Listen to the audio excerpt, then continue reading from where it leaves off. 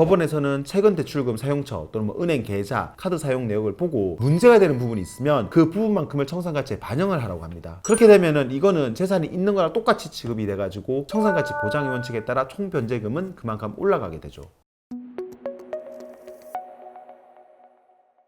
새로운 도알 꿈꿉니다. 기사회생TV 김민수 변호사입니다. 개인회생은 일반적으로 이제 매달 변제금을 3년 동안 법원에 내면 나머지 빚은 다 탕감되는 시스템인데요. 근데 이 3년이라는 기간이 사건에 따라서는 최대 5년까지 늘어날 수가 있어요. 변제 기간이 늘어나면 늘어날수록 아무래도 총 변제금도 그만큼 올라가고 또 면책 시점도 그만큼 늦어지는 거라서 대부분이 이렇게 기간이 늘어나는 걸 별로 좋아하지 않습니다. 그러면 도대체 어떤 경우에 이렇게 남들과 다르게 변제 기간이 4년, 5년으로 늘어나는 걸까요? 오늘은 개인회생에서 변제 기간이 3년이 아닌 최대 5년까지 늘어나는 대표적인 케이스 몇 가지를 알려드릴 텐데요. 혹시 나도 여기에 해당되는 건 아닌지 한번 잘 체크해 보시기 바랍니다.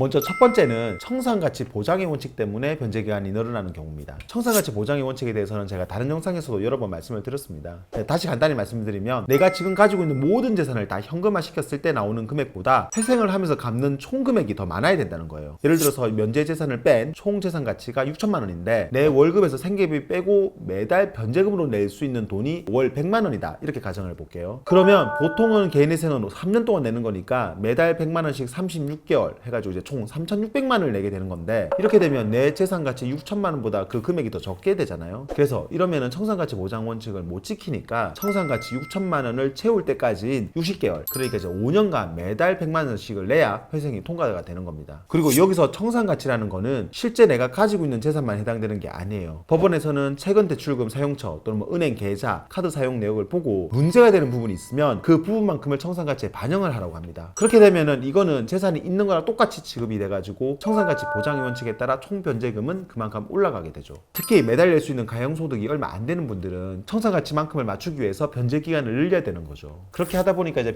회생 기간이 3년이 아닌 4년, 5년으로 늘어나게 되는 겁니다. 이렇게 청산가치에 반영하라고 하는 대표적인 케이스가 도박 같은 사행성 행위를 한 경우 또는 유흥비, 사치성 소비 같은 낭비를 한 경우 그리고 또 가족이나 친구, 지인한테 이제 편파 변제한 경우 또 마지막으로 계좌에 출처가 불분명한 현금 출금 또는 이체 내역이 있는데 이걸 어디에 썼는지를 제대로 설명 못하는 경우 이런 것들이 있습니다. 그리고 아직도 서울이나 수원 같은 몇몇 법원들을 제외한 다른 많은 지방 법원들에서는 주식이나 코인 손실금 부분도 일정 금액은 청산가치에 반영하라고 하고 있어요. 이런 게 많은 분들은 내가 가진 재산에다가 이것까지 다 더해가지고 청산가치를 계산을 하고 이 금액 이상으로 변제금을 맞추다 보니까 변제기간이 최장 5년까지 늘어나게 되는 겁니다. 변제기간이 늘어나는 케이스 두 번째는 세금이나 사대보험 안 낸 게 많은 경우예요. 세금이라고 하면 재산세, 취득세, 양도소득세, 부가세, 원천세 이렇게 해가지고 모든 지방세, 국세를 다 말합니다. 또 사대보험은 주로 문제되는 건 이제 건강보험료, 또 국민연금 생각하시면 될 거예요. 근데 이제 이런 세금이나 사대보험은 개인회생에서 우선권 있는 채권이라고 해가지고 다른 채권들보다도 먼저 갚아야 되고 또 다 갚아야 됩니다. 그러니까 회생에서 매달 법원에 내는 변제금을 법원은 일단 이런 세금 체납된 거나 사대보험 안 낸 거를 먼저 변제해 주게 돼요. 예를 들어서 36개월간 매달 100만 원씩 내는 걸로 회생 계획안을 짰는데 세금 못 낸 게 3천만 원이 있다. 그러면은 처음 30개월 동안은 이 세금 내는 데만 변제금이 다 들어가게 되는 겁니다. 그러면 은행이나 카드사, 개인 같은 일반 채권자들은 나머지 6개월 동안만 변제금을 받게 되는 거거든요. 근데 이렇게 되면 일반 채권자들한테 돌아가야 되는 돈이 너무 적겠죠. 그래서 법원에서는 보통 이런 우선권 있는 채권의 변제 기간이 총 변제 기간의 50% 이하로 맞추라고 합니다. 그러니까 이제 만약에 36개월 만에 회생을 끝내고 싶으면